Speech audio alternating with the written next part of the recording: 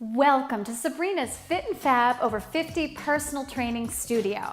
Today, I'm going to discuss ways to improve your cardiovascular health.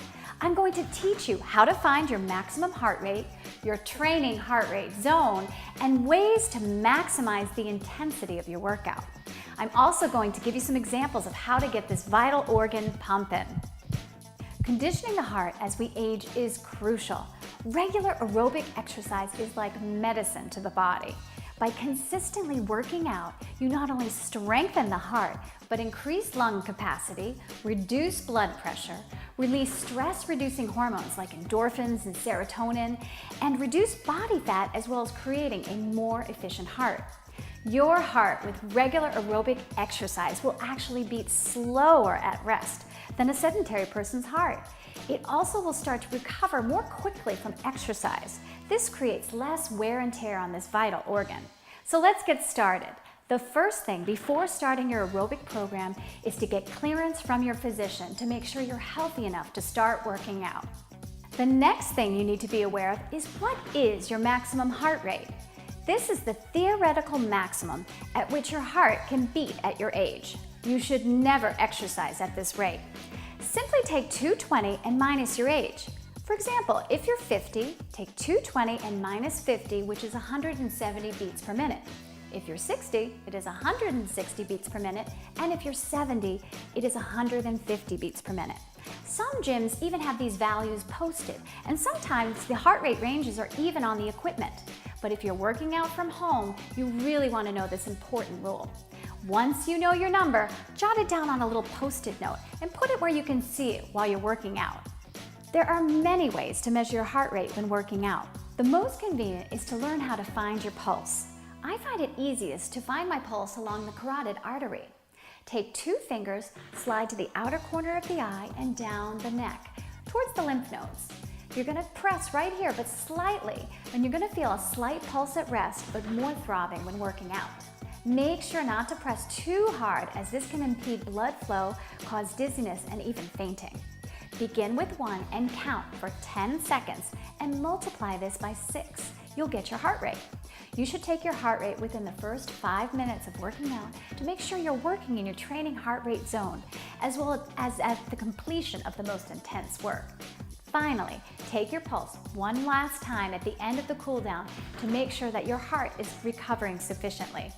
Yet another site preferred by AFA, my certification, is to find your pulse at the radial artery located here on the wrist.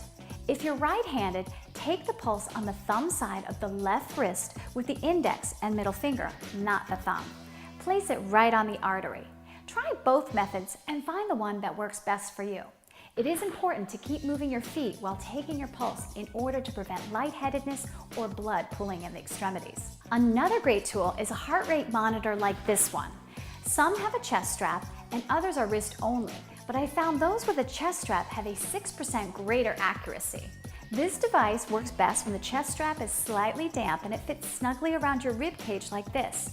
This communicates with your wrist monitor, which looks like a watch, and gives you an immediate reading of your heart rate. I purchased one of these when I was pregnant, as I was teaching high-intensity classes throughout my pregnancy, and I didn't want my heart rate to get too high. Now, I use it as a training tool to challenge myself in my workouts. The final way to determine heart rate is if you belong to a gym. Most pieces of equipment, like this treadmill, have built-in handheld electrodes, which measure your heart rate while working out. These values are then displayed on the screen. Make sure to get a tutorial of all the gym equipment when joining a new facility from one of the qualified staff or training professionals. Now that we understand how to find our pulse and measure our maximum heart rate, I'm going to give you a simplified method to determine your training heart rate range. These ranges will help you to create a healthier, more efficient heart. I'm going to create an example of a target heart rate range for one of my clients who currently does not work out, has no known risk factors, and is 57 years of age.